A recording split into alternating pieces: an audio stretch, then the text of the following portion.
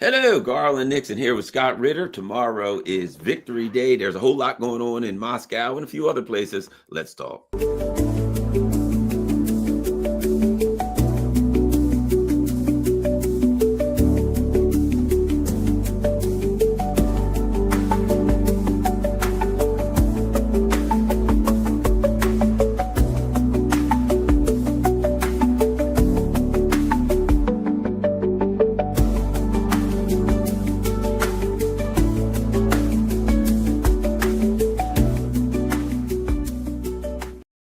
Hello, Garland Nixon here with Scott Ritter. You can go to scottritter.com for all his good works. He has his Russia house. Scott, I know you got your book out. You've got your Russia house. Brief everybody on those two things and whatever you have going. So let's get started off so people can know what's happening in Scott Ritter's world.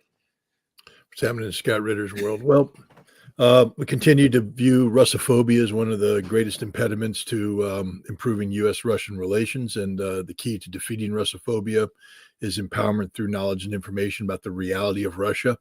And so a couple months ago, I started the Russia House with Scott Ritter. It's a subscription-based Telegram channel that has enabled us to bring the voices of some of extremely prominent Russians. We've had cosmonauts on to talk about U.S.-Russian cooperation in space. Maria Zakharova, the spokesperson of the Foreign Ministry, talked to us about the difficulty of U.S.-Russian relations. I've spoken to Apti Aludanov, the Chechen general, a lieutenant general in the Russian army, about Operation Potok, the pipeline attack that helped break the Ukrainian defenses in Kursk. I've spoken to historians about Stalin. I've spoken to politicians about Crimea. The bottom line is, if you have questions about Russia today, the Russia House with Scott Ritter has the answers, and we'll continue to provide the answers with a new interview every week. This week, we took the week off from interviews. It's very difficult to line up interviews in Russia this week because of Victory Day and the importance of that celebration. But in addition to the article, to the interviews, I also do an accompanying article. And so this week I have written an article on Victory Day, and I think we'll be putting out a video about Victory Day. But we'll get back to our interview schedule next week. But again, if you want to empower yourself with knowledge and information about the reality of Russia, the Russia House with Scott Ritter is the place to go. My dogs bark in improvement. Yeah. I have a new book out, Highway to Hell. Basically, it's the Armageddon Chronicles from 2015 until today. This book is a collection of essays and articles that I've written over the past decade that document in chronological fashion the threat that has emerged in terms of nuclear weapons, the disintegration of arms control policy, et cetera. I could have written a book where I relied on this material and wrote something fresh. But in reviewing this material, one of the things I came across was the freshness of the articles. Why write about 2015 in 2025 when you wrote about it in 2015 with the emotion that's attached to the situation? And so it's an emotional roller coaster that takes you from 2015 to today, briefing you in. I view it as the third book in a trilogy of books on nuclear weapons that I've written. The first one being The Scorpion King, sort of a history of America's addiction to nuclear weapons. The second one, Disarmament at the Time of Perestroika, my personal experience as a weapons inspector in the Soviet Union at a missile factory, implementing the Intermediate Nuclear Forces Treaty, and now Highway to Hell. So it's available, claritypress.com. You can pre-order it at Amazon or all the other online things. And just last week, we kicked off Trump Watch, which is my weekly podcast where I focus on the policies of Donald Trump. It's basically we look at the promises made by Trump on the campaign trail and how he's acted on those promises, whether he acted on those promises. The second thing we look at is the effectiveness of the policies that have been enacted. Is he accomplishing what he said he wanted to accomplish? And the third thing we look at is the constitutionality or legality of all this. Is what he doing conform with the vision of America under the founding fathers? I mean this to be a critical but unbiased and nonpartisan examination. If you want Donald Trump beaten up mercilessly, don't tune in. If you want Donald Trump to be praised, vigorously, don't tune in. If you want his policies to be looked at honestly, fact-based, and evaluated based upon that, tune in. Last week, we looked at immigration policy. Alan Dershowitz, Harvard law professor and constitutional expert, came in, and it was a fascinating discussion. This week, we'll be looking at Trump's pick for Secretary of State, Marco Rubio, and examining that and the role of the Secretary of State. And our guest will be Larry Wilkerson.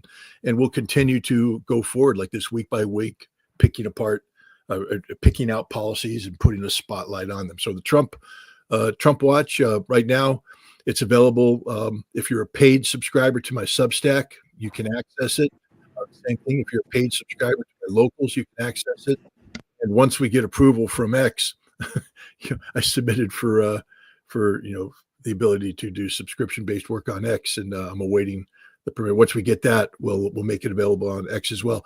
And I'm not going to make any apologies. These are high-quality products with extremely professional graphics and production value, and it doesn't happen for free, and you're not going to get it for free. I give everything else I do for free, but not this. This I have to charge just to be able to do it. The overhead alone is prohibitive unless you have a subscription base. So that's what I'm up to. I continue to write. We have a movie that we're working on, 38 minutes, which the 38 minutes refers to the time between the initial notification and the final notification that it was a false alarm of the missile attack on Hawaii. And for 38 minutes, the citizens of Hawaii thought they were going to die, that there was a missile inbound with a nuclear warhead on top. And, we're going to talk to the people that were there about the emotions. And then we're going to go through a seminar discussion about this, built on sort of what we did in December of last year, where we brought everybody together at the National Press Club and did a series of panel discussions, including one in which Theodore Postal walked people through what would happen to Washington, D.C. if a nuclear weapon went off. We'll do the same thing to Hawaii. We'll try and capture the emotion. The key thing about Hawaii is it's the only place in the United States where Americans thought for 38 minutes they were going to die from nuclear war. And one of the things I want to get from the people who experienced that is once the realization rolled over you that you were going to die, your family was going to die, and there's nothing you could do. At that point in time, what would you have done in retrospect to make arms control a priority, to make nuclear disarmament a priority? Now knowing that you are going to die because of nuclear weapons, what would you have been willing to do to reverse that? And then I'm going to put the challenge out to every American. That's what you should be doing now, right now. Nuclear. So these are the projects I'm working on. There's other things as well. We're trying to revive Space Bridge. You remember that back in the day with Posner and Donahue in 1985. They did the Space Bridge, where they brought a Russian audience and American audience together to have a discussion where they could ask each other questions. That's being revived, and I hope that we'll have something on June 18th that honors the 40th anniversary of the Space Bridge. So, we're doing everything we can to keep America and Russia from going to war with one another. And as citizens, I think that's our duty and responsibility. So that's what I've been doing. And back to you. All right, well, keep up the good work. All right, we got plenty to talk about here, but here's why it's been a good week for me, because I had a guy on who is he lives in Beijing, and he is he's born in America. He's been in Beijing for like 20 years, and so he's works in finance. Needless to say, the Chinese ain't happy with Trump. So he blasted Trump, right? But then I had someone else on, and we were talking about Trump, and we were saying, basically I said, I feel like we're far better off than Harris because we'd have got nuked if Harris was in, right? So this week, I've been accused of being a Trump hater. I've been accused of being a Trump lover. It's a good week. That's what I'm trying to accomplish. I want them coming from all sides. I feel like I must do it. The bottom line is, if everybody's mad at you, you're doing something right. Exactly. It's Exactly. it's not necessarily the best business model in the world, but it's the one that packs in the most integrity, because it means that you're not beholden to anybody, that you speak honestly about your beliefs, and the world is not black and white. The world is gray, and the fact that you operate in a gray world and are honest about that, people should value instead of criticizing you. Yep. I can. One of the things, and I think let's start off with this: Yemen.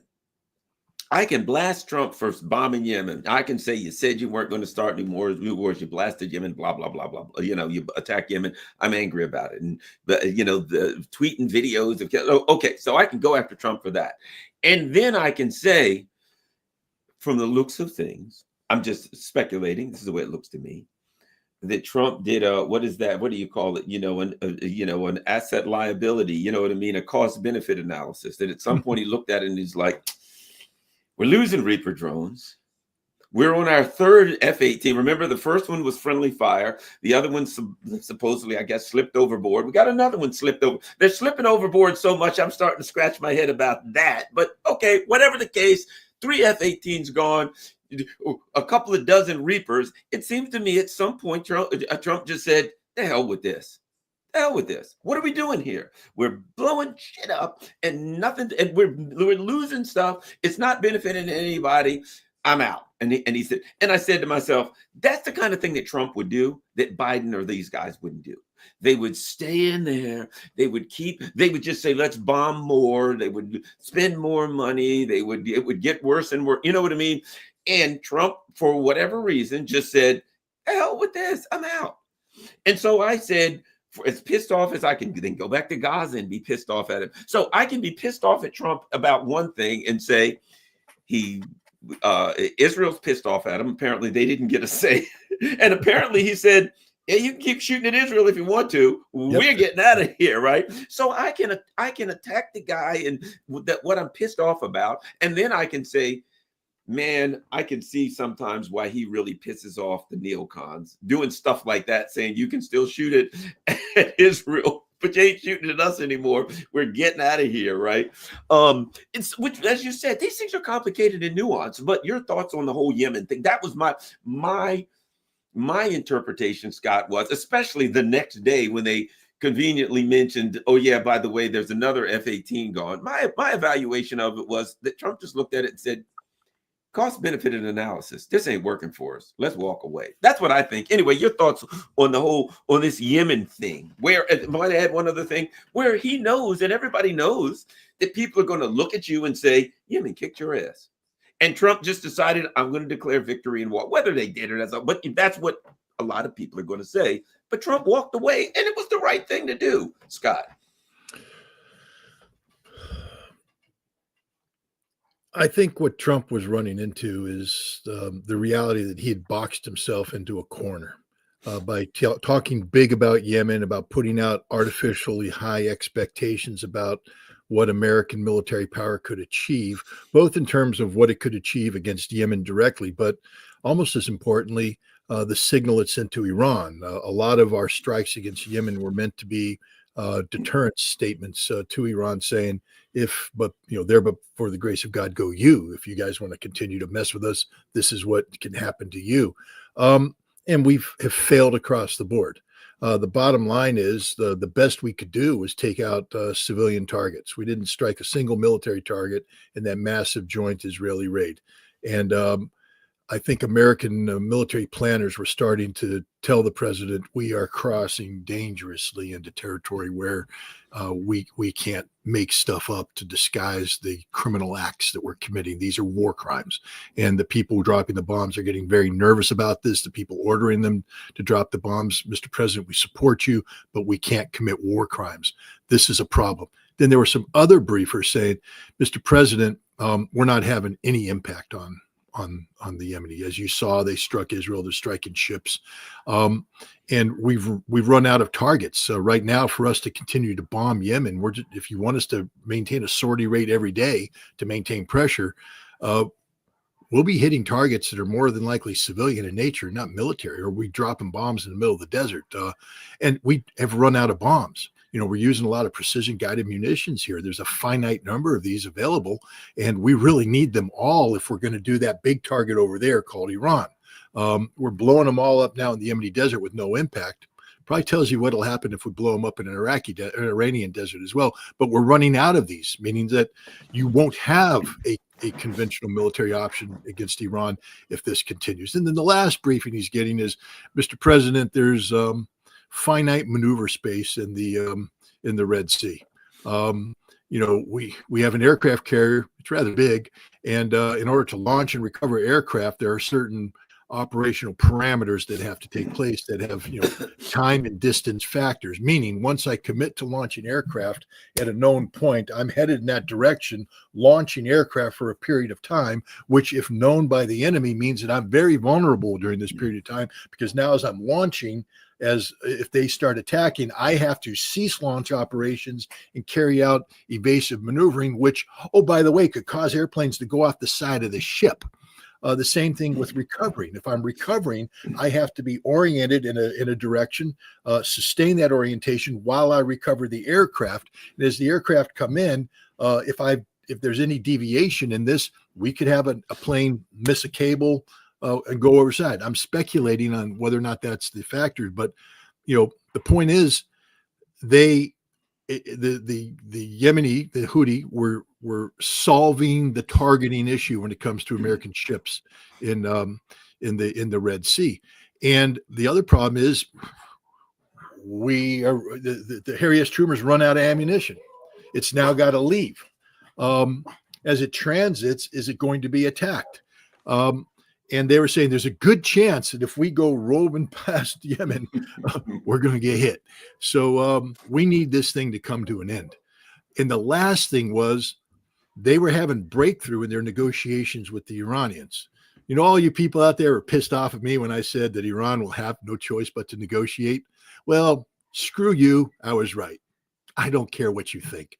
I know I was right. The Iranians know I was right. The Americans know I was right, because it's the only option is negotiation. And yet we're screwing it up because of Yemen. I mean, when you have Pete Hegseth say, if you keep firing missiles at our ships, we're going to bomb you. And the Iranians are going, don't you know we're in negotiations right now? And Hegseth's like, well, I was told to be tough. And Trump's like, yeah, but don't be stupid. You're undermining, because the negotiators are calling up going, shut him up. Shut his mouth. We're having breakthrough moment. We are having technical discussions with the Iranians about a verification regime in a nuclear deal that gets them away from the potential of having a nuclear weapon. Oh, yeah, for all you haters out there, they're not allowed to have nuclear weapons. Screw you, too. I just don't care about those people anymore because they're stupid. The reality is Iran can't have nuclear weapons, isn't allowed to have nuclear weapons. It will negotiate with the United States to ensure that they retain a nuclear enrichment program, but that has to be capped at certain capabilities that limit it to peaceful nuclear power. That is the discussion that's had. Don't listen to what Trump's saying about they have to get rid of everything. And all. There wouldn't be negotiations today if that was the American bottom line. The Iranians would have walked away because Iran will not accept a negotiation that shuts down everything. So the United States will compromise on this. No matter what Netanyahu and Trump are saying today, they are compromising on it. But they're not going to compromise if we continue a war with Yemen that will trigger a conflict with Iran. So the Iranians called up the Houthi and said, we understand the Americans might be making a deal or offering a deal.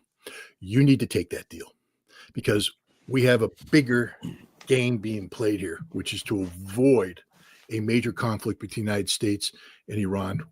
This will be solved at the negotiating table, but that negotiating table can't happen if you and the United States are still trading blows. So the U.S. is going to make an offer. You're going to accept the offer. And here's the thing about it. If this was a Houthi surrender, because the Houthi were like, we don't want to accept this offer. No, we're winning. And the Iranians are going, no, you're going to lose. Because if this war comes over to us, everybody loses. And the Houthi are like, well, we still got to strike Israel. And the Iranians went, well, the good news is you get to strike Israel because America isn't talking to Israel on this one. Well, let me throw this out. In an interesting way, it may be beneficial for Americans in the talks. Like they didn't hit the terminal, they hit a field near the terminal, right? That may be something that pisses off the Israeli people to cause them to pray. You know what I mean? I mean, as long as they don't like hit a terminal and kill a bunch of people, if they're hitting in the field and they're in a interesting way, it could be beneficial to maintain the threat of the Houthis on Israel, because that's a pressure that helps benefits the U.S. And I'm not saying that that was the plan, but I can see how that pressures Israel that don't want to take any deal. And clearly, and let me just say this, for over the last couple of weeks, I've gone back and forth because a lot of people said Trump's definitely going to attack. It's over. He's going to attack Iran. And I said, I've been watching Trump. He didn't pull the trigger on the last one. I don't believe Donald Trump wants a big war. One thing about Donald Trump, a lot of things you can say about him. I don't think Donald Trump wants a big war. And I think Donald Trump will do everything in his power to avoid a major war. I never believed that Donald Trump, he canned Waltz apparently, because Waltz was behind his back trying to get a war. So I think Donald Trump all along was telling his people, what do we need to do? How do we need to do it? You know what I mean? Who's talking to who? Apparently, Witkoff this is something interesting that I've been reading, Scott. Apparently, one of the reasons they called off that last Saturday or whatever, and they said, we're not going to meet with Iran. And everybody said, that's it. We're going to war with Iran. Now what I've been hearing is they called off the talks with Iran because Witkoff was negotiating with the Houthis. And they wanted to get that done before they went back to talk with Iran. Yeah, no, the Yemen was a stumbling block. Yeah, they had to get that clean. And by the way, now I don't know if I just was watching some tickers. The Putin and Xi are meeting. And one of the things they said is, we're going to work together on projects for peaceful nuclear energy. Yeah. Which tells me they're involved in this, saying, look, we guarantee we'll do this. That things are being done and talks are being made to make sure, you know what I mean, to clean this thing, that powerful people are moving. So I think things are happening. Again, I got my issues with Trump, but I think that Donald Trump doesn't want a big war with Iran. And I think that there are other power brokers. There we go. Putin. This is from Vladimir Putin. Russia and China are successfully developing cooperation in peaceful nuclear energy. Well, both of them already have not nukes, so they don't have to say it for themselves. That's clearly a nod that something's going on in there in talks with Iran. And I can be pissed at Trump about lots of things, but I can say it looks like they're moving towards getting this thing, something done there. You know what I mean? It looks like there's some wiggle room that wouldn't be there with the damn neocons. Yeah, look, Trump put himself into a corner here. I said I wouldn't read comments, but I will. But I mean, let me just remind the people out there, I haven't flip-flopped at all, you assholes. All right, you just don't listen. Let me make it as clear as possible. We have a war plan for Iran. It's not a conventional war plan because we can't defeat Iran conventionally. We lack the capacity to deliver a knockout blow. Our bombs won't penetrate their nuclear bunkers. Our bombs won't penetrate the underground facilities where they store their missiles. And the bottom line is, if we initiate a conventional strike against Iran, they will retaliate using their conventional missile force to deliver a knockout blow to Israel. When I say knockout, I mean take Israel right off the map, and also to take out American facilities in the region that we can't defend because we don't have a ballistic missile defense solution for that. Now, for those of you who think that Trump is bluffing, he's delivered 50% of the B-2 force to Diego Garcia, and he's forward deployed a number of B-6112 assemblies to a nuclear weapons storage facility in Hawaii, which is one short airplane away ride from Diego Garcia. We've also put out an Ohio-class submarine that has Trident missiles on board, which have been tipped with the W76-2 low-yield nuclear weapon. Again, because if we are going to go to war against Iran, it will be a nuclear war, and we will win that war. Iran knows that. But we don't want to do that because that'll be the end of everything we think we stand for in the world. The world will reject us, and it's just not worth the effort. So Trump is desperate to find an off-ramp here. And the Iranians, as I told you they would do, are going to give them that off-ramp through negotiations. And both Trump and the Iranians are doing everything they can to make those negotiations work, which is why Witkoff said, we got a problem with the Houthi, boss. You know, I'm sitting here trying to do a miracle here, pull a rabbit out of the hat on the nuclear deal. And you got Hegseth and you and Rubio and everybody else running your stupid mouths about Yemen and the Houthi, and you boxed me into a corner. bring this thing to an end. And so, again, to see who the most effective diplomat is in the United States, it's not a diplomat. It's a businessman named Steve Witkoff, who is out there doing what Marco Rubio should be doing. Instead, Rubio's worried about yanking visas from Columbia students who went into a library. Why the Secretary of State of the United States of America is worried about visa revocation when he should be worried about, preventing war with Iran? Well, oh yeah, he wants a war with Iran, and so did, the former national Waltz, security who got advisor, canned, Waltz. yeah. Waltz wanted it. Rubio wants a war with Russia. He doesn't want peace with Russia. It's the last thing he wants. And so does Steve Kellogg, and so does Scott Bessent, the Treasury Secretary. Donald Trump has built a cabinet of people who are stabbing him in the back, 10 times worse than he was stabbed in the back by Mike Pompeo and John Bolton, who both admit we stabbed him in the back. Marco Rubio is eviscerating Donald Trump's chance for a Nobel Peace Prize. Fact is, Trump's out of the running because he's not going to get the peace deal in Ukraine. Instead, he listened to a Secretary of Treasury who said, do this stupid mineral deal, which can't be implemented, impossible to implement. But again, Witkoff will save the day, both in Ukraine. He'll prevent a war in Ukraine with the United States and Russia. And I believe he's going to salvage the Iran situation with these direct negotiations. But this isn't to the credit of Trump. When Witkoff makes the phone call, he listens. But the problem with Trump, because, he's not a strong man. Yeah. This isn't a man who, my dogs agree. I'm translating dog, and they're saying Donald Trump is a weak man. Donald Trump is a weak man. He can't do face-to-face confrontations by himself.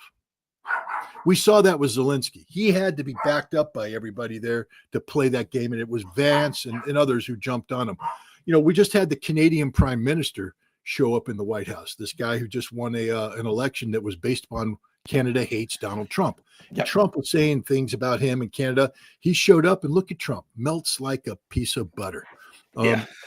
Trump can't stick to his guns. So Trump this is where his chief of staff needs to take over. And this lady was brought in. Her job is to keep the crazies out of the White House, where her job is to ensure that literally the last person that talks to Donald Trump is Steve Witkoff, Tulsi Gabbard, J.D. Vance. You can bring in everybody else to brief Trump, and he's brief. But the last person, make sure Marco Rubio has already spoken, is out of the building. The last person that speaks to Trump has to be somebody who speaks to him with common sense, because Trump will act on the last thing he's told. Witkoff's problem is because of time zone changes. He's speaking to Trump in the morning, and then Rubio gets a chance to intervene, and then Trump can't stand up to Rubio. I just want to remind everybody, Marco Rubio hates Donald Trump, hates him with a passion, despises the man. How do we know this? He's told us. He's told us he's told us that he's that he hates Donald Trump. He says Donald Trump can't be trusted, that he shouldn't be anywhere near the White House. So why is Marco Rubio the Secretary of State? Because Donald Trump took $100 million bribe from Marilyn Adelson, and so he's there. And Rubio is playing a game. I think Rubio sold Waltz out. I think Rubio's the one that called Waltz out. Say, hey, boss, Waltz is carrying out this behind-the-scene conversation with Netanyahu, not coordinate with you. And Trump went, oh, that can't happen. He's fired. Because guess what happened? Rubio's now the acting national security advisor. If the people don't understand how dangerous this is, the Secretary of State is a cabinet-level position that requires Senate confirmation, which means Marco Rubio is constitutionally responsible to report to the Senate. He can't do things and then tell the Senate, none of your business. So when he does something, he has to go and explain to the Senate. That creates political, accountability. National Security Advisor works for the executive, has no accountability, quotient with the Senate. Doesn't have to report to them, doesn't have to do anything to them. So now you have a Secretary of State that whenever he decides that something's constitutionally difficult, will now put on his National Security Advisor hat and go do that. And the Senate's like, we have questions. Can't. I'm the National Security Advisor. And then on the rare occasions where he's willing to be held accountable to the Senate, he'll put on his Secretary of State hat and do that sort of thing. This is as unconstitutional as it gets. This is a constitutional crisis. It's, we saw this with Henry Kissinger during Gerald Ford, where Kissinger did the same thing. He wore two hats. He was the National Security Advisor and he was the Secretary of State. But Kissinger himself said this was a constitutional never land because it meant there was literally no accountability, none whatsoever. And yet Marco Rubio has orchestrated this. Why? Because he wants to help Donald Trump? No, he's destroying Donald Trump.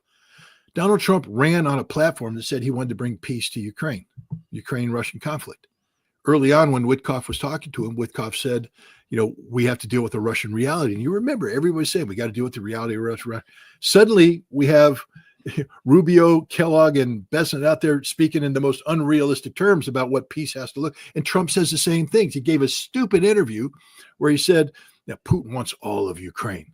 What? Who told you that? I mean, this is mind-boggling stupid. You buy into a mineral deal, which is unimplementable. Even if there was peace, you can't implement that deal because it doesn't work. So Rubio sabotaged the peace with Russia. He may try to sabotage relations with Russia, but as long as Witkoff's managing that account, I think we'll continue on. And now he's trying to undermine Iran and the potential of peace with Iran. Marco Rubio is an existential threat to the United States of America, but he's the Secretary of State and the National Security Advisor, and we have the weakest dumbass president in the world who's going to allow him to continue to operate in that fashion until somebody convinces that Rubio's the threat, Rubio's the problem, and he has to go. But he may not realize that until it's too late. Yeah, Rubio's definitely his job. He's the John Bolton. His job is to be there to screw anything up that looks remotely peaceful. But at least I'll say this: some people are trying to achieve peace. That's something that I never saw one time under the Biden administration, to be honest. They were only trying to achieve more war on all fronts. And so at least there's something, whether it'll be successful or not, whatever. But at least there's some things trying to go on. Let me ask you this. I'm reading, and this is really important. I'm reading, there's joint statements coming out. Putin and Xi coming out making statements like we're working together on peaceful nuclear energy. I did see the interesting thing. I've read something. The Iranians the other day put out a statement and they said the Americans are finally, I'm paraphrasing, discussing but here, let me, in a nutshell, that what they said was this: the Americans are finally acknowledging that we don't have we're not trying to weaponize our nuclear program like it says in their intelligence assessment, which to me is good. It's good that they came out of the conversation with the Americans saying they're acknowledging that what it says in their intelligence assessment. Now, put that together with Putin and Xi coming out saying, hey, we're going to work together for peaceful nuclear energy. I believe there's discussions going on because the Russians and the Chinese can make a guarantee. Now, whether that means of something final, I don't know, but there's a lot of statements coming out from Putin and Xi where they're saying things like agreements on promoting and mutually protecting investments. They've got a memorandum of cooperation between RT and China's media corporation, right? They've got cooperations on space, a whole bunch of things they're signing right now. But I think they're both good because Iran is critical to the Belt and Road. Iran is critical to Russia's North Sea route. Both of them have big investments. Now, it's interesting they're saying that. Both of them has huge investments in Iran. So I think your thoughts on Xi being in Moscow, not just for this May 9th thing, but there's a lot of discussion going on, and Putin's supposed to go to Beijing in I think September. September, yeah. Putin's committed to going to China to celebrate the defeat of Japan. Okay. And the 80th anniversary of that. We spend a lot of time talking about the millions of Russians who died during the Second World War, rightfully so. Who we never talk about? The millions of Chinese that died during their brutal occupation of China by Japan. People should go look at the rape of Nanking and take a look at Shanghai and take a look at, how the Japanese treated the Chinese and slaughtered the Chinese and the millions of Chinese who lost their lives in that conflict. we tend to focus on Russia and Europe because we're a Eurocentric, nation. But if you get down into Asia, there's a reason why South Koreans still don't like the Japanese. And there's a reason why the Chinese still don't like the Japanese. And that's because the Japanese suck. They brutally occupied China. They were the most racist people in the world. They had no qualms about beheading people, slaughtering people. The experiments of their biological warfare unit against Chinese civilians, against American prisoners of war is, well documented. And so the defeat of Japan by China is considered, and remember, it happened together with the Soviet Union. The Red Army intervened decisively in August and destroyed, the million plus men of the Kwantung Army. We were out there, doing island hopping against the Japanese, taking on Iwo Jima, 30,000 Japanese, isolating another 60,000 in Rabaul, taking Guam, 20,000 Japanese. Well, there's over 1 million of them in Mongolia and in Manchuria, and the Russians beat them. And there was a couple million other in mainland China that, the Chinese were fighting. So, the Chinese, to them, this is a big deal too. The defeat of Japan, the beginning of China's emergence, even though it was the nationalists who beat Japan with the communists, and then there was the communist revolution, and they took over. And but it's an important holiday for the Chinese as well, and it's very important that Putin's going to be there. Who's not in Russia this tomorrow? Trump. Who should have been in Russia tomorrow? Trump. Trump could have been the guest of honor. Xi Jinping would have taken second seat. This is the second time the United States has screwed up. First time was in February 4th of 2022 in the Beijing Olympics. All Joe Biden had to do was tell his staff, pound sand. I'm getting on a plane. I'm going to China, and I'm meeting with Xi. And I'm celebrating the Beijing Olympics, and I'm going to make a big-ass deal out of it. Because in exchange, Xi's going to meet me at the airport, bring me in for a state dinner. We're going to have a big bunch I'm going to be sitting next to him in the stand. We're going to be talking about things. And you know who won't be sitting next to us? Vladimir Putin. Vladimir Putin will be back in Moscow going, I wish I was there. But nope, Biden didn't show up. Putin flies in. Xi and Putin have their meeting. They issue a 5,000-word statement that changes the world. Changes the world. Biden could have preempted that. He didn't. What you're talking about right now between Putin and Xi in Moscow and the things they're talking about is, again, transitional transformation. I mean, we're talking about moving from, one reality to a new reality. Professor Morandi, I think you're familiar with him. He and I had a conversation earlier this week, and he likened China to it like a super tanker. Out there in the ocean, and try and get that super tanker to turn around. You need a lot of ocean, and it's going to take a lot of time. He said, thanks to Trump, that super tanker, when you were talking about Iran policy, the Chinese had their policy. It wasn't 100% commitment to Iran. They were very nervous about secondary sanctions. They continued to hold reservations about Iran's nuclear program. They weren't as advanced as the Russians in terms of thinking about other ways. The Chinese were not on board. And so there was space between Iran and China that the United States could exploit. But because of the stupidity of Donald Trump's policies with China and with Iran, suddenly there's no space. And that super tanker suddenly flipped on a dime and is 100% with Iran right now. The Chinese are right there with Iran, right there with Russia. And what's happening in Moscow right now is a confluence of Chinese, Iranian, and Russian policies coming together, and they're creating a unified stance. And they're solving problems. They're making sure there is no daylight that the United States can exploit diplomatically. But Trump could have preempted this. All he had to do is tell Witkoff, back in February, your job is to make sure that there's a document that Vladimir Putin and I can sign on May 10th. That's it. I don't care what the document says. Right. I don't care if the document says the sky is blue, the grass is green, and everything in between shall be discussed. I want a document that Vladimir Putin and I are going to sit down in the Kremlin and sign. And I can bring all sorts of American businessmen over and people, and we can begin having the tightening of relations, entangling America with Russia.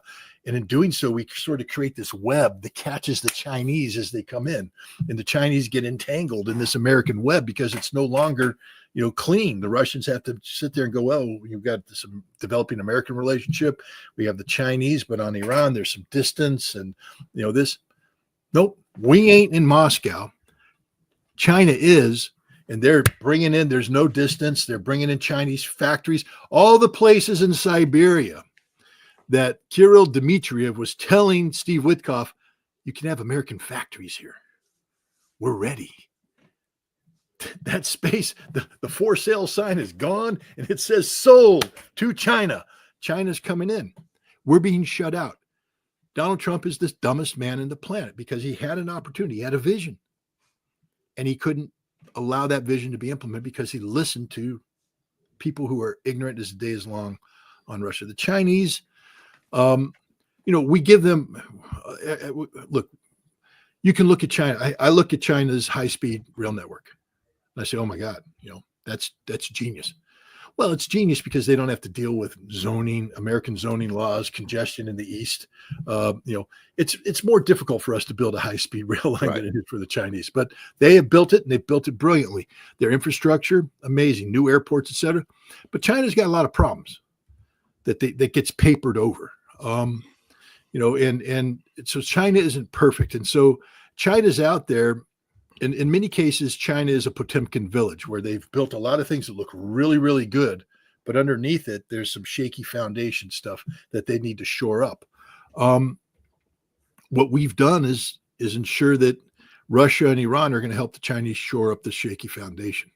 We're making China stronger by trying to confront China because in this world we live in, we can't isolate China. That's the mistake Trump's making, believing that we can isolate China to focus in on Chinese weaknesses. But the fact is we live in a multipolar world, and Russia is good. Now you got, Scott Bessant. I mean, again, if you're advising the president, let's say hypothetically, they said, Garland, you're going to be the advisor. And the president said, I'd really like to have good relations with Putin and the Russians. I need to work in that direction. And then you're going to testify before the Congress. Would it be smart for you to A, call Vladimir Putin a war criminal, or B, call Vladimir Putin the legitimate leader of Russia? Exactly. That's an easy one. And yet you got the Secretary of Treasury testifying for Congress with a stupid question. And he goes, no, he's a war criminal. Do you think the Russians are going to sit down with you, you idiot? Do you think they're going to give you the time of day? You just called their president a war criminal? And it's not like you have anything to offer. They're extending an act of kindness to say, okay, come on in, we'll talk to you. We'd like better relations. And Donald Trump didn't fire him on the spot. I mean, Trump should have come out on TV and say Scott Bessent is no longer the Secretary of Treasury. Even better yet, when you're in charge, you got to say, look, guys, here's the plan. Bring everybody together. Here's what we're trying to accomplish. Here's the vision. Here's the goal. I don't want anybody out there to do anything that's going to stumble my goal. Does everybody understand what the goal is? Is anybody who doesn't? And anybody who doesn't, leave your ID on the desk and exit the room, because I'm only people that are on my team are people that have my, you know what I mean? Yeah. And if you go talk to the media or Congress or anybody else and you say something that's detrimental to my vision and you make clear what your vision is, I will consider that a resignation. Simple as that. And then it's done. Yeah. But he's got these people that are just out there freelancing. Steve Kellogg, every day says just the dumbest things about. And Kellogg's not giving voice to carefully staffed policy. This hasn't gone through the ringer in terms of interagency process. This is Steve Kellogg, channeling Steve Kellogg. And Marco Rubio is the same way. I would literally ask, if I were in the Senate, I'd say, let's review some policy statements you've said lately. Is this the unilateral policy position of the State Department, or has this been done in coordination with other agencies of the United States government? And if it has been done in coordination, can you at least tell me in what format this was done? Can you articulate a principals meeting? That'd be, Mr. Secretary, a meeting that you sat in on. Can you tell me when a principals meeting took place? And in support of that principals meeting, was there a deputies meeting? Can you tell me when that took place? In support of the deputies meeting, can you tell me what interagency consultative bodies were drawn upon to develop these things? Can you explain that to me, Mr. Secretary? And he'll go, nah, it's just me. Then you realize the system's broke. And that's why we have so many freelancers, because there is no system. This is what Mike Waltz should have been doing. He's the national security advisor. His job isn't to go run secret policy with Netanyahu. His job is to coordinate policy formulation and implementation within the United States government. He's supposed to be the conductor. We don't have a conductor. We have an orchestra out there, and what's happening is instead of having one giant orchestra playing this great music, they've broken up into little jazz quartets, doing their own thing in the side. They may sound good there, but they aren't coordinating with anybody else. They, you got the fiddle section out there playing, hillbilly music, and you got the drummers out there doing some sort of New York City drum rap, and it's all beautiful, but it's not unified policy.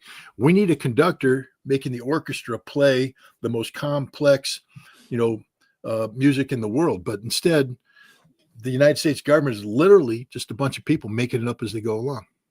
Yeah, I think you're right. I think what's interesting now is there are a lot of very powerful leaders. The May 9th is like taking the world stage. This is more than for the Russians, certainly, absolutely, it is a celebration of victory over the Nazi Germany, certainly.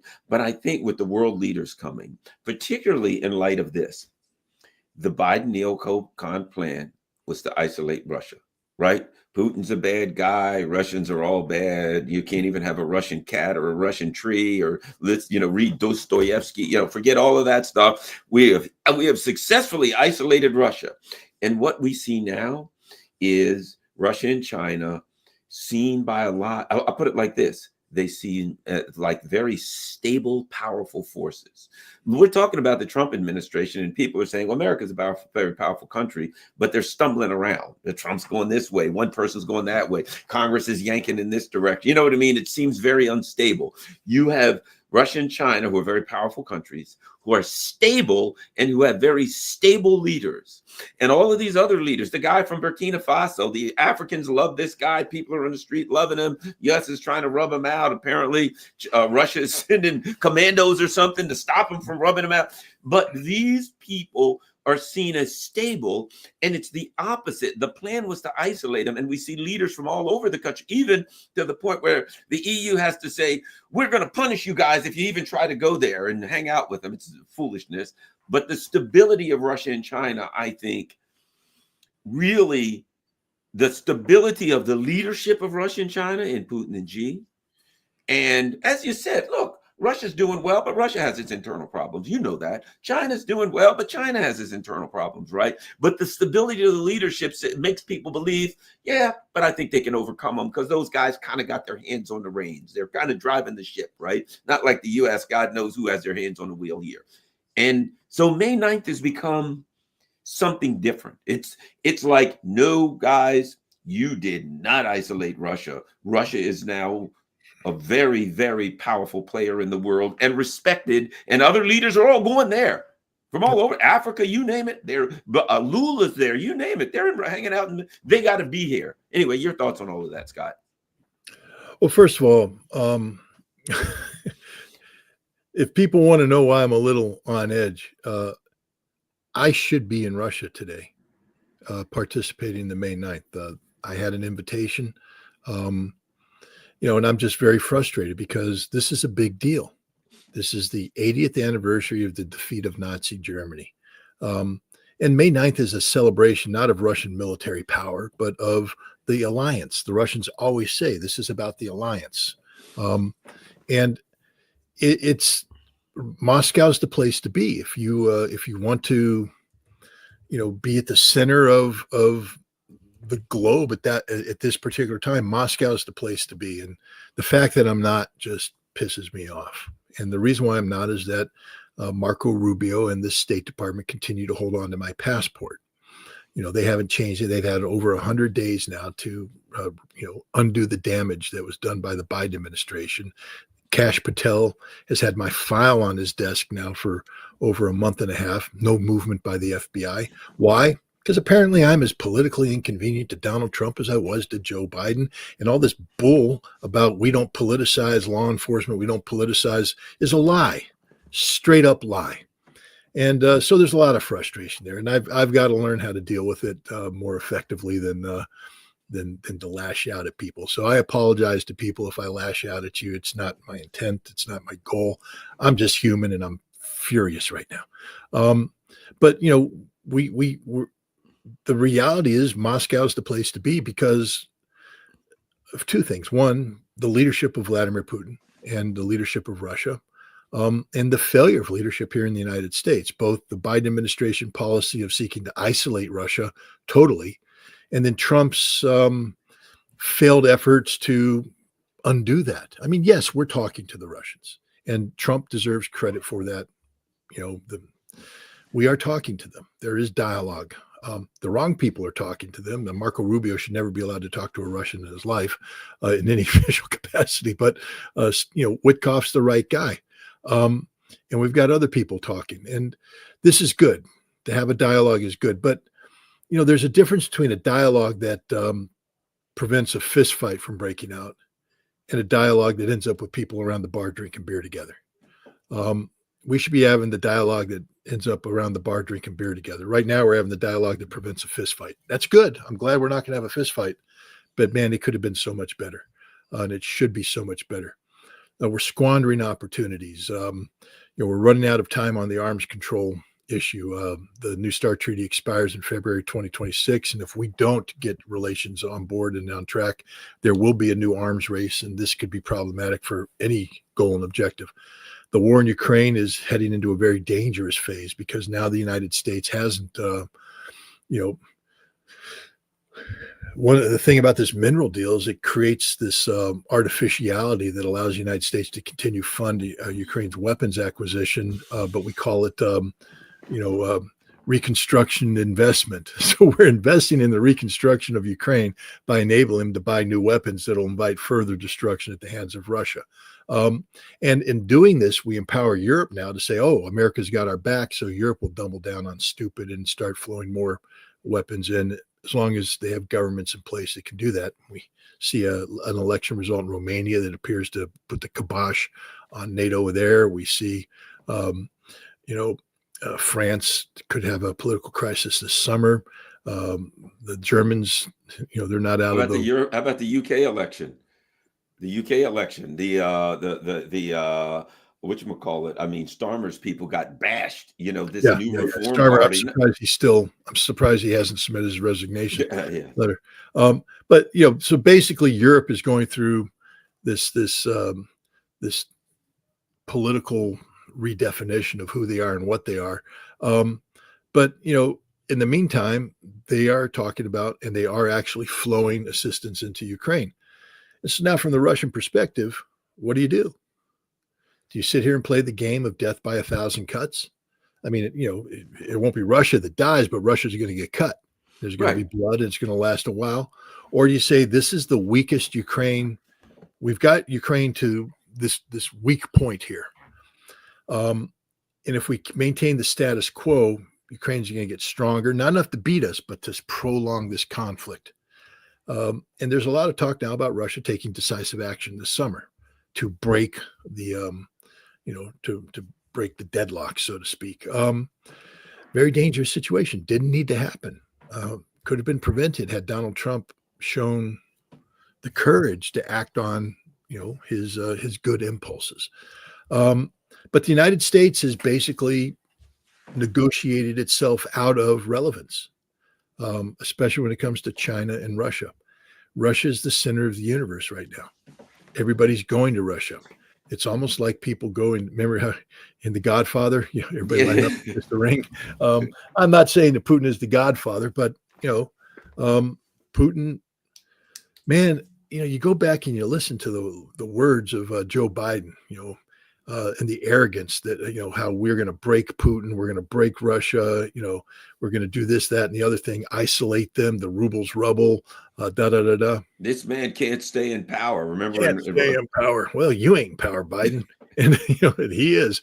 But the point is, Putin has emerged, and the reason why The Godfather is not an apt, um, you know, allegory, is that not allegory? Apt comparison. yeah, We'll use that word. There's another one out there, but I'm forgetting it.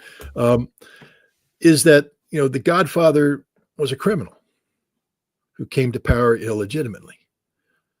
Putin's not a criminal. Putin came to power legitimately. Putin's biggest crime is success.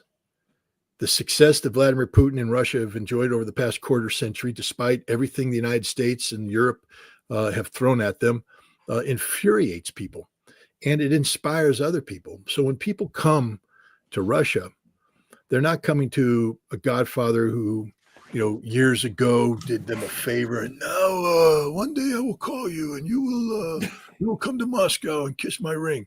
No, that's not what's happening. What's happening is people are saying, Putin's the man. That's the guy. That's where we go to get our inspiration. And even Xi Jinping right now is coming in because Xi Jinping, he has some decisions to make about the United States and about tariffs and about what China's going to do.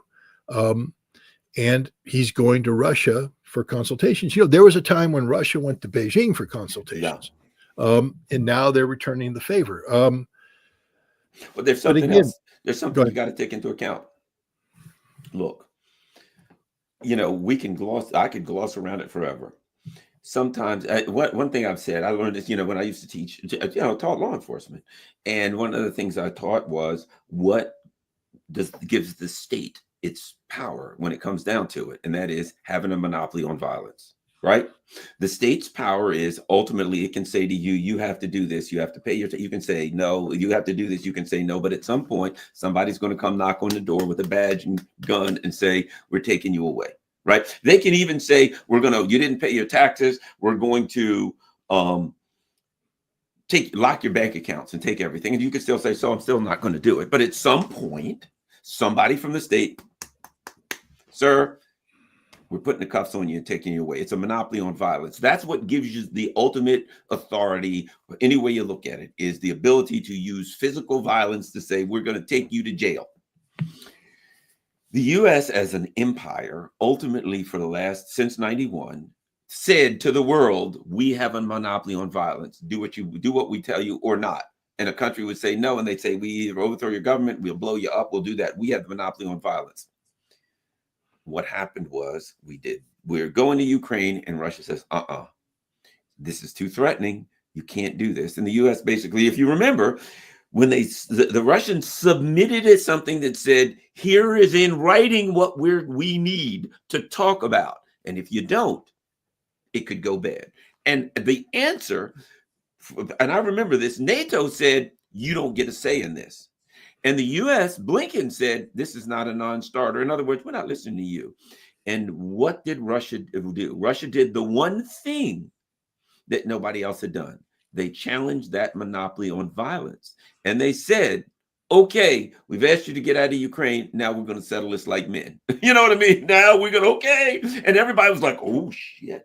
They're punching back, right? And the U.S. said, okay, we got you now. We're going to destroy your economy. We have power economically. You're finished. And we're going to pump in so many weapons and troops, mercenaries, everything. You're finished. And Russia said, fair enough. Let's settle this up like men. They challenged the monopoly on violence.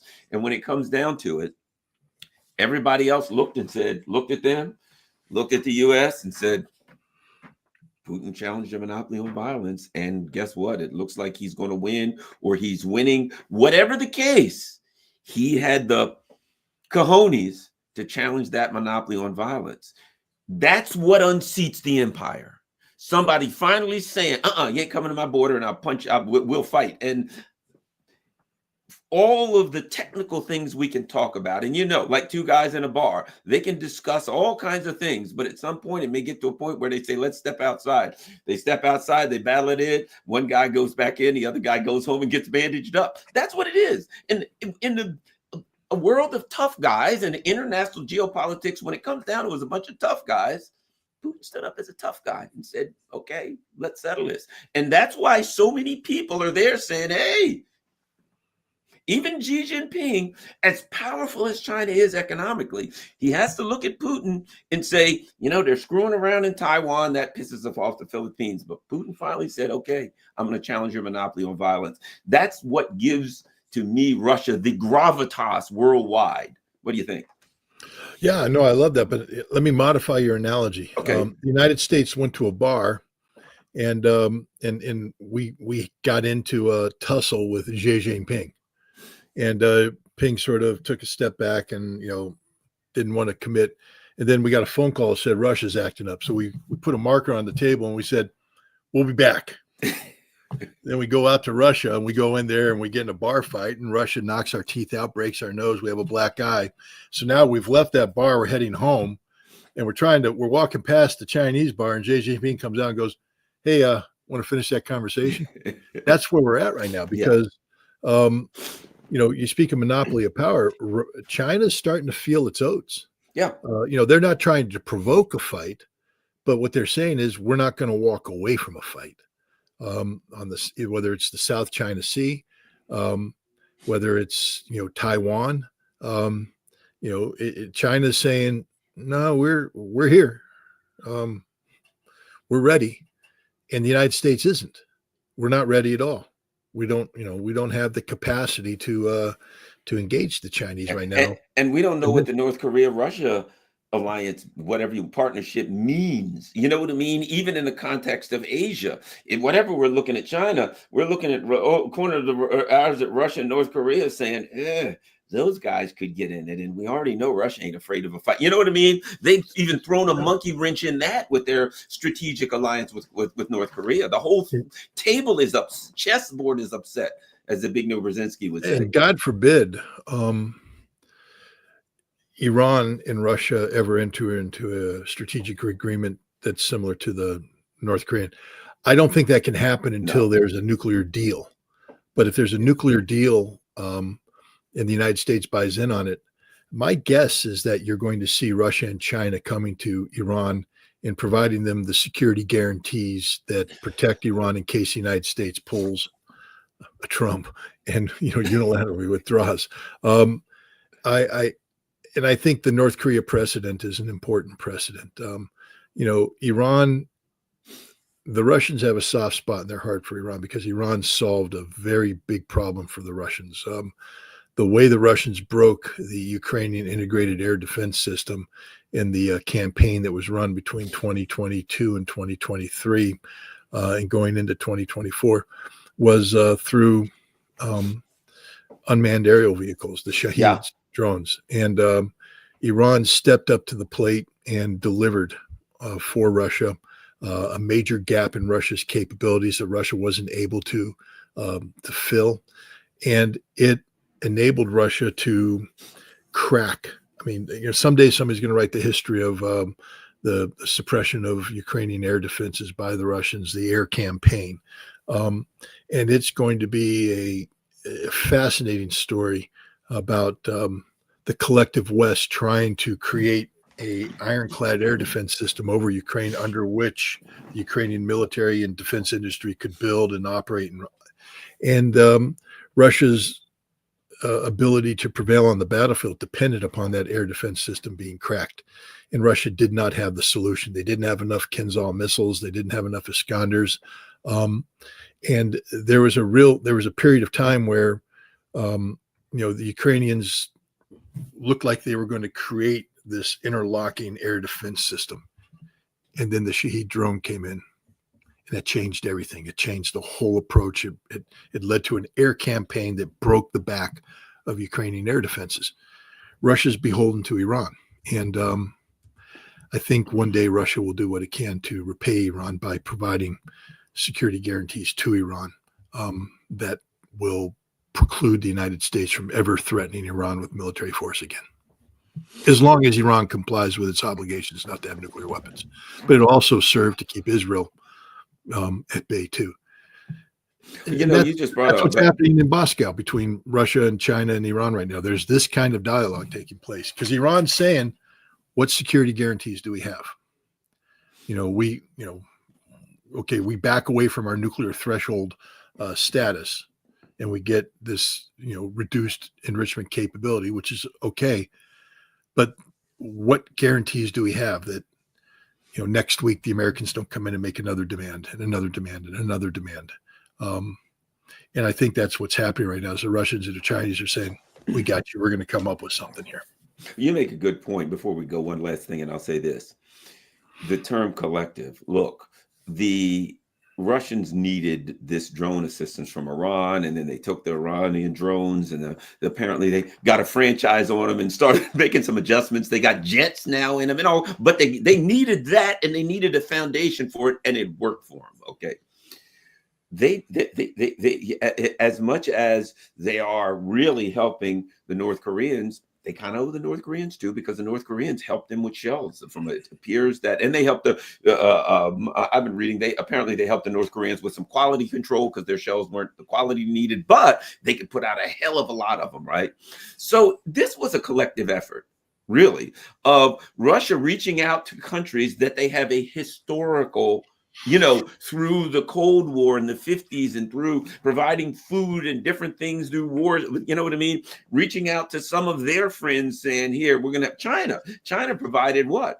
A economic stop. The things that they couldn't get from Europe anymore or here or there. Now China's providing them. China, and a lot of other things. So this was, to be quite frankly, a multipolar effort to support Russia. And so Russia's helped a lot of people, but a lot of countries have helped Russia. And that's a discussion that doesn't be had in what is a multipolar world. It has been a multipolar effort to keep Russia from going down. Yeah, no, the United States and Europe have a flawed vision of what the world is. I always love it when an American politician says the world is aligned against Russia. Then I look at a map and I go, I see Europe, I see Canada, I see Australia, New Zealand, Japan, South Korea, but the rest of the world, they ain't aligned against Russia. And the rest of the world includes nations like China, more than 1 billion people, India, more than 1 billion people, Indonesia, have they crossed the 1 billion threshold yet? They're close. And I just basically, that's half the world right there. Then we got Africa. They aren't aligned with the United States. We've got the Gulf states. The Gulf states love the Russians. And now even Europe is starting to fracture, so, and the United States, I mean, one thing you can say about Trump is he recognizes that we're better off being friends with Russia than not being friends. I mean, at least he has the honesty to acknowledge that. So yeah, we're looking at a new reality today. Yeah, I think you're right. Scott Ritter, thanks a lot. Once again, everybody. Once again, Scott, where can everybody find your stuff? Well, if you go to scottritter.com, it's a one-stop shop. You'll be able to scroll down in the various leads to get to the different podcasts. The Russia House with Scott Ritter on Telegram, the Trump Watch, which is on Substack and Locals, soon to be on X, my new book, The Highway to Hell. And of course, we're raising funds for the documentary film 38 Minutes, which we hope to be able to use as leverage into new arms control. What I can say to this, I mean, I think later on today something's going to happen. I don't want to, but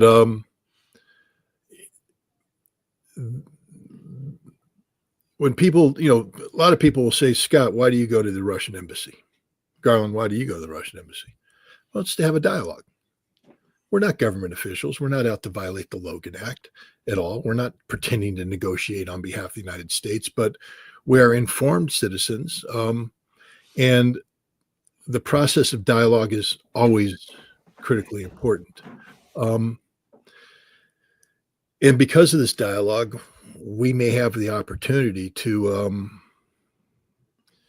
get some important ideas across to the Russians about arms control and the need for arms control. And again, when you think of 38 minutes and you think of the question that is going to be asked to these survivors who for 38 minutes thought they were going to die is at minute 6. if you could go into the movie and if you could be Thanos and you could have the gemstone that takes you back in time, what would you do if you could go back in time to get arms control on the table? Because right now I can guarantee you that 98+% of the Americans who wake up every morning, I'd even dare say 99.99%, don't wake up and go, damn, we need arms control. But the lack of arms control is going to get the thing to wake you up one day and go, damn, that missile's coming in. I wish we had arms control. Then you're going to ask yourself, why didn't you wake up every morning and say, damn, we need arms control? So later today, keep an eye on Consortium News. There'll be something hopefully out there. And the more Americans that can back this concept, back the need for arms control, back the need for dialogue with Russia, the greater likelihood is you're never going to get that emergency text message says, you're done. And everybody you know is down from Russia, kiss your ass goodbye. Yeah, exactly. So, yeah. Well, I'm looking forward. And when people ask me why I go to the embassy, a big part of it is this. I really do love the Russian culture and the Russian food and the Russian people. I think it's beautiful. And I think more Americans need to, overcome the propaganda that we get about Russia what you're doing is important, because I think people need to learn about the Russians, and that will help us to overcome the crazy propaganda. And the more that people learn about the Russian people, the Russian culture, the Russian history and music and brilliant philosophers and, artists and writers, the more they'll say, wow, we've been had. These are great people, and we need to learn more and we need to become closer to them. So that's a big part of it too, I think, Scott. Absolutely. You learn they're human beings. That's the bottom line is you learn they're human beings. They're just as human as we are. They're more, when I say simple, I don't mean that in terms of intelligence. I know the Russians are a more simple people because they're a more defined people. They have a homogeneity about them. So when you speak of Russian, you're speaking of a singularity for the most part, even though they have multiple nationalities, etc. In the United States, when you say American, man, it gets complicated. I mean, just look at Garland and I and understand that the path to being Garland and the path to being Scott are two different paths. And that's beautiful. That's what makes America, I think, strong and wonderful. But when we say, Americans, man, we're complex. We're complicated. The Russians, simple.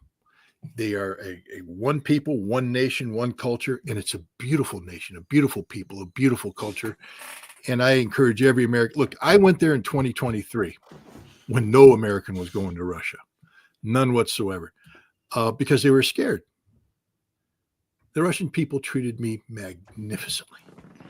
Today, when the Russians are opening up their doors, I mean, I just had a friend apply for a visa at the Russian consulate in New York City, and this person said, the Russian consulate said, "No, we're giving visas out. You want to come to Russia, you can get a visa. It's okay. It costs you $185, but we're handing them out, baby. You want to come to Russia? It's not like they've shut the door." In 2023, it was literally like the Cold War. I mean, I'm going up to this building, knocking on the door, echoes, because ain't nobody going to Russia. And the door opens up, and the figure, I want to get a visa. Come in, and it's a process like that. I showed up at the airport, and the KG or the FSB guy was like looking at the American passport, going, "Oh, even to get on the airplane." When I was checking into the flight to board the airplane in Istanbul, Turkey, the Russian air crew and everybody, they're looking at the passport, going, "What do we do? What do you mean? It's an American. What do we do? Are Americans allowed to fly? Can he even get on the airplane?" I mean, I'm listening to the conversation. They don't realize that I speak Russian, and I'm listening to it. And they had to bring in people. They had to go get the person that doesn't exist. The security guy behind the scene who came in, and giving you the look and looking at the passport, making the phone call. Da, можно. They let me and my daughter on the airplane. Then we landed, and we were sitting there with because we landed in Novosibirsk, which is in the middle of Siberia where no American ever lands. And they're just sitting there going, what do we do? Literally, that's the question they kept. What do we do? It's an American. What do I do with this passport? I don't want to touch it. It's, and finally they, my host was out there and he was able to contact, and they go, all right, I guess we'll let him in, but we don't know what to do. Today, Russia's like, come on in, man. Come on in. They're ready for you. So if you hesitate to go to Russia because you think somehow the Russians will treat you badly, they are not going to treat you badly at all. They want you to come. They're proud of who they are. They're ready to receive you, and you will have a wonderful time, a wonderful experience. Yes, definitely. All right, Scott, everybody, scottritter.com, get more. Thanks a lot. By the way, make sure you, when you go to scottritter.com, if there's any way that you can afford to, make sure that you donate. I could hear the barking and the dog barking, and I could interpret that bark to mean I'm hungry. So they're starved. Feed my dog. Exactly. Feedmydogs.com. I should do that. Exactly. There we go. They eat a lot. So thanks a lot, everybody. You see everything going across the bottom. Follow me on Rumble. Follow me on Rockman, Patreon, Telegram, whatever. And I now have a P.O. box, which is at the end. So if you want to send me a book, a letter, a donation, anything you want to send me, the P.O. box is scrolling across the bottom. So that's where I should send you a copy of Highway to Hell. Yes. Absolutely. It's right there at the bottom. I thought maybe we'd get together over a beer and I'd hand it to you. But there we go. Tomorrow, if you bring one with you tomorrow. All right. Thanks a lot, everybody. Okay. We're out.